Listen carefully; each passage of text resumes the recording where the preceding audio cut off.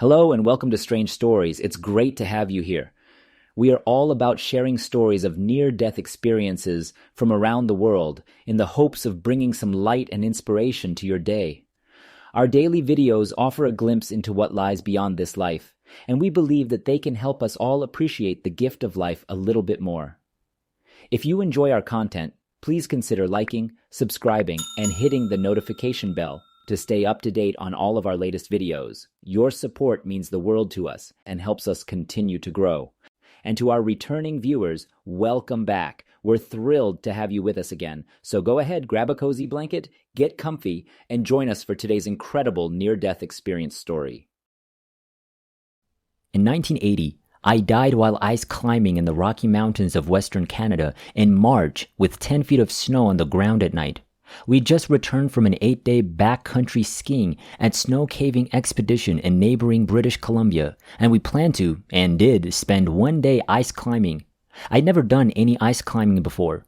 Tim was an experienced lead climber. We had faith in one another. On our snow caving expedition, we discovered this. I'd done other types of climbing before. I'd been on ropes and cliffs and handholds for weeks and even months at a time, climbing them with backpacks. I should have known better. That was really the point of the whole thing. I should have known better than to attempt to climb without the proper equipment. I had a hammer in my right hand with a little strap on the bottom that's mostly used to chip ice and put screws in, straps so you don't drop it, and an ice axe with a strap so you can set in the ice, hang on to, and then open your hand up. You can't do that with a hammer, and it was so brief. My swing was a little short. My swing was quite long. My climb was slow, much slower than everyone else's that day. We weren't alone in this. There were additional parties. We both knew we were in trouble by the time we were an hour or two from the top of the climb, 500 or 600 feet, because of my slow climb. Because gripping the hammer was exhausting on my forearms, I had to rest and rest and rest. It was sunset, and the temperature had dropped by the time we sat down on the ledge at the top of this 500 or 600 foot climb, I believe I said. And we watched as the last of the other teams walked out, looking at us and waving. We watched as they waved goodbye, and we knew we were in big trouble. I'm going to shorten a long traumatic story into 3 repellents, and the last one was the one on which I died. But it was the harrowing night of trauma that caused me to dig a deep well within myself, or rather, I dug this well, and at the bottom of this well, I discovered a drive for survival that I had no idea existed in me. We were hypothermic the entire night. It started when we reached the top of the climb with violent shivers, frostbite, frozen feet, brain freeze, eyeball freeze, jaw freeze, and loss of coordination and reasoning. But there was always this impetus, so we traveled, making mistakes along the way. The warden arrived in search of us. We were encouraged. When we got to the top of the last rappel, he left because we were only 100 or 150 feet up. One simple example is the training repellent. It has carabiners, twins, straps, and carabiners epoxied into the mountain, as well as one that hooks to my harness and one that hooks to Tim's harness. And we were secure on a ledge for the first time, a wide I could turn without holding and safe with a strap. But I was the second down, and I had control of the rope. Tim always went first because it is the more difficult position.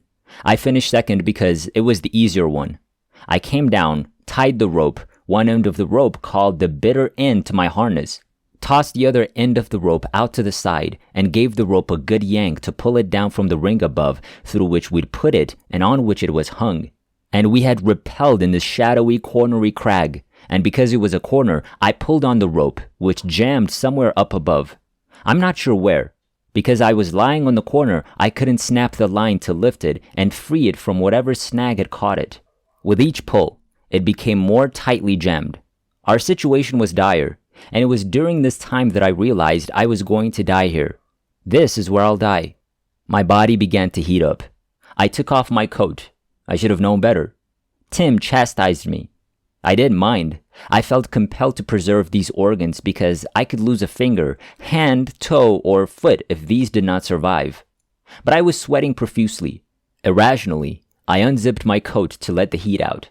Then I realized it was finished. I was finished. It was all over. And I remember standing there and looking down at the Saskatchewan River, which was just below us, which we could hear all night. and beyond it was a snow-covered mountain illuminated by the sky's 10 billion colored stars and the moon, which had risen and provided us with some light to see by as we attempted self-rescue. But then I remembered my parents and the death of my sister. She had run away as a child, which had devastated my family. I was in Montana to get away from the pain, and I wasn't home visiting family. I was on a mountain cliff, and they had no idea where I was, but I knew exactly where they were. And I remember thinking, oh, they're going to lose another child. And what kind of reprieve will that provide them? What kind of snapping will occur? And there was nothing I could do about it. I accepted my position and put myself in a position where peace overcame me. Relaxation, acceptance of reality, and acceptance of my unexpected fate. I started to nod off, smack my helmeted head on the rock, wake up, stand up, and pull on the rope again. When I fell asleep, I would black out and collapse from exhaustion and a lack of food. I've heard about a lack of food, lack of water, exhaustion, fear, trauma, and other such things. I'd wake up, stand up, and pull on the rope. I'm not sure how many times that happened. It just happened until it didn't. And I got up, and when I stood up this time, there was a black ring all around me, like a spotlight on a stage. As I previously stated, I'm experiencing tunnel vision, and as I moved, it moved with me and faded away. And before it went out, I thought to myself, I must be falling asleep. However, I did not. It went black, but I remained awake, and all of my pain had vanished, and I had no idea where I was or what had happened to me. I assumed I was still on the mountain. It's probably still in front of me. I was perplexed and way out in the distance in this immense darkness that had been illuminated by the arrival of the light and was still in immense darkness as the light rushed toward me from a pinprick of 100 billion light years away. I'm not sure. Too far to measure. All I'm saying here is a metaphor. Metaphor because there are no words to describe the place where nothing exists. Because I didn't have a brain, there was no brain to carry language. There was a different type of communication going on. And this entity came rushing towards me and said, "Time to go. You'll accompany me. I'll take you." And it communicated that to me without using words. And I built this fortress of resistance. I sort of stood my ground and pushed toward it. And it just took me as if I had no defense. And it drew me out, and I was inside. And it was like an orb, an entity, a consciousness and intelligence, all-powerful greatness. And it was both here and far, far away. And they were communicating in some way, but it was its own entity. And I was inside it, like I was riding in a cushioned, transparent, energetic ball in which I had no control. I couldn't move. I wasn't bothered either. It was all being poured into me. This entity was pouring comfort and intelligence into me. This great intelligence, this great knowledge, this recognition that I know this place. I understand how you feel. And I am inside in some kind of astral body. I'm not sure what to call it. Had some resemblance to my physical body, but the link was severed. I wasn't attached anymore. And I could see out of these eyes and into this orb from a distance. I was inside and outside of it. And my outsideness lacked substance. But on the inside, I was experiencing something I can't put into words. It had nothing to do with physicality. It was a well-organized flow of energy, and I was led back to the entrance, where the light had come from. It was communicating with me the entire time, and it popped me out. And I was a smaller version of myself, but larger than I'd ever been. I was in a place of nothingness, but it was fullness. And it was pitch black as far as the eye could see. I recognized myself. I recognized my own face. This is my picture. This has always been my personality. I thought to myself, and my thinking was my seeing, and my seeing was my language, which had no words because I didn't have a brain or physicality. I was a consciousness energy ball recognizing, remembering, and recalling my true self. Shed my skin, shed my ego, and shed myself. I discovered who I was, and was no longer afraid. I was in a state of relaxation. Hey, I was at home. Then this portal appeared. This waterfall of pure white light in 10 billion trillion colors, similar to the stars I'd seen in the sky. On a moonless night, there are so many colors in the stars up in the great north where there are no lights. So many colors and sizes. Such a dense field of stars that you can see more in this flow, this waterfall of colors that I did the night before in the night sky. Maybe 1,000,000 times. And it was solid, translucent, and transparent. and I could see through it, and it was the most appealing, desirous thing I'd ever seen. I went to it and saw a tunnel leading further in as I looked into it, and it flowed into me after I touched it with my consciousness, my energy ball of self. It poured into me and enveloped me, and I realized that this infinity was the body of the entire entity, only larger than I could imagine, larger than infinity flowing into me with all of these concurrent experiences. This is light and self, and there's an illusion. I'm recognized for who I am. My entire human life is on display. And this fullness of this light, every part of me is naked. There are no hiding places, so my life experience, my life review, the life experience that mattered were the wounds I inflicted on everyone in my life, in particular order from their interior point of view. The divine lived, felt, and saw all of the emotions and responses that I'd caused inside of them, and brought me into that while experiencing all of the emotional responses to all of the pain that I'd caused from the perspective of the person I gave it to. Meanwhile, the divine is in and around me, showing me everything, simultaneously showing me everything, pouring love into my orb of self. So I'm shown all of this while this love is pouring into me, while I'm also experiencing all of the pain that I've given away in my life. And I judged myself guilty, not because of what I'd done, though I had hurt all these people, and because of the comparison of the divine light, which was infinite in size, all loving, all compassion, all kindness pouring out. I adore you. I adore you. I adore you. I adore you. You are my sweetheart. I recognize you. I've known you my entire life. All of the horrible things you've done to these people, I've been aware of everything you've done. I've been living inside of you. I've seen your life by being inside of you, just as I've seen the lives of those you've hurt. And as I listened to this importing of eternal love within me, it was as if the ear of my heart began to hear it. And I could see the entire human race. I could see all of humanity's brokenness, from the worst to the best. There's a great equality of separation of limitation. And from our perspective, it appears enormous, but from where I was, it was insignificant in comparison to the light itself. There was this great equality of brokenness, and divine love was merciful, loving, forgiving, welcoming, healing, and fulfilling through the ear of my heart of all the love I'd given away in my life. And all of the love I'd received in my life was like this treasure chest, and it was an ear through which I could hear the divine's call and words, who loved me exactly as I was, exactly as I lived. And as I turned all of my suffering from all of the pain that I'd given away, it just vanished in a wholeness of healing and expansion, like a balloon inflated.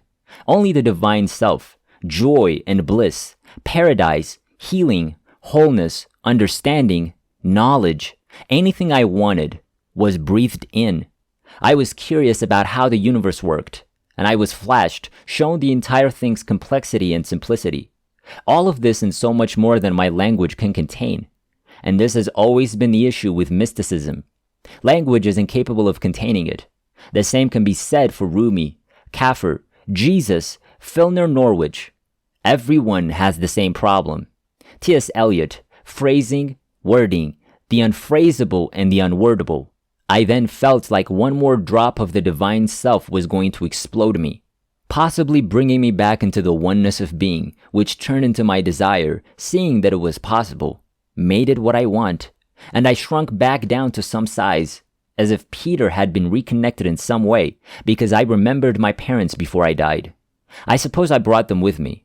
Perhaps that's what happened. Perhaps because I didn't bring anything else. My heart ached for the potential loss of my parents, so I brought them with me, and I asked if I was dead. Yes. You're dead, said the voice. I told myself that I couldn't die now. Why? The voice inquired. Please return me home. It's your turn now. Welcome. Because my parents had lost my sister, I explained. They were still mourning. She remained missing. And then I was swept across the universe in an instant. And in that split second, I was swept across heaven to the edge of the universe, where matter began, like a Higgs boson field, where energy becomes a thing.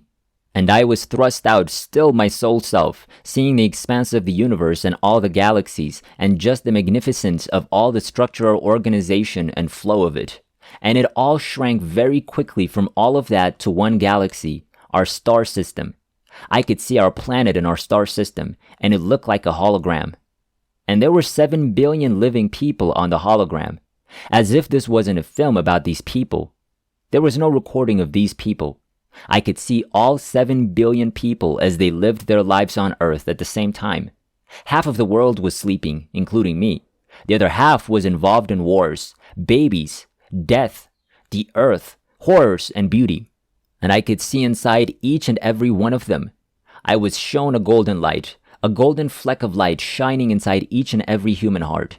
It made no difference who they were. Somewhere deep within them. And there was foam that covered the entire planet, and the foam acted as a barrier between the people. They could see each other, but they couldn't see each other. They couldn't see their golden heart. The foam obscured it, but I could see it because the divine resided within them. Because the divine is present in every aspect of heaven I was in. I could also see the concentration of goodness. And upon seeing this, the voice increased the size of the universe from a single universe to a multiverse. All of these universes, all of this time, and it all poured in. They all said something. They were all full of love. They all addressed me. I was well liked. I was the goal of universes of love of various sizes. This love was everything that made me realize how generous I am, and love is the center of everything in creation. And I realized at the same time that I was the prodigal son. I was the beloved one, and every golden-flecked human being alive was made of the same love I was. The same love that was pouring into me was all around me and in people. And because of this love, everything was, is, and will be well forever, from the beginning of time to the end of time. And I saw my parents' faces, and I could see these two parallel tracks of their lives. They live without me, and I live with them. And I could see the end result, and the result was the same, because it was, is, and will be made well in the inpouring of this love that poured out from the universes of the multiverses of love. And I realized that no matter what I chose, my parents would be in the same place of happiness as everyone else. Everything is linked to this. Them, the illumination. There's nothing that's not this. And happiness awaited my parents, whatever I decided. But I saw their anguish in their lives if I died. I could see the cracks, and I noticed less breakage. There is still breakage. There will always be breakage. The world is in shambles, but they'd never know which alternate universe their lives would have taken. The complexities of every decision that these 7 billion people make and how they understand their lives. My simple decision to request, please let me go back. But it's your time to stay here. Come back to us. But I haven't fully immersed myself in you. This is still in my possession. I recognized that I had a task to complete, so I asked if I had to stay. No, you don't have to stay, said the voice. So I chose to live my life. And the voice said, you're going to live your life, and threw me out. And the voice stayed with me as I flew. As I flew, I became denser, less nothing and more thing. And there were tens of thousands, if not million doorways in front of me, countless doorways of tunnels that choose from among these lives. And in the center core of all of these circular openings was a single core of intense white light that made them all exist, that brought them all into being from the divine self. Choose, said the voice. I was looking for some corporeality. I desired to be able to live as a normal, broken, and limited human being. Maybe if I live as a common, normal, broken human being, I'll be able to channel light, and they'll see that it's not my light because he's kind of a normal guy. They could also see that it is the light itself. I desired some hedonism in my life. I wanted to have some fun in my life. I desired to be creative in my life. I desired my desires. And it turned out that I'd spent my entire life attempting to lean into the place where I could have chosen to be when I was there, back to the light itself. There's light after death. There is affection. Before death begins after death. If you want to pursue it, the training is available, but you don't need it. You do not need to engage in meditation or any other form of selfless practice. You can simply love people in your life and treat them with kindness, humility, and compassion. Be strong. Don't let yourself get hurt, but love and care, especially for those in your care. That's spirituality enough right there.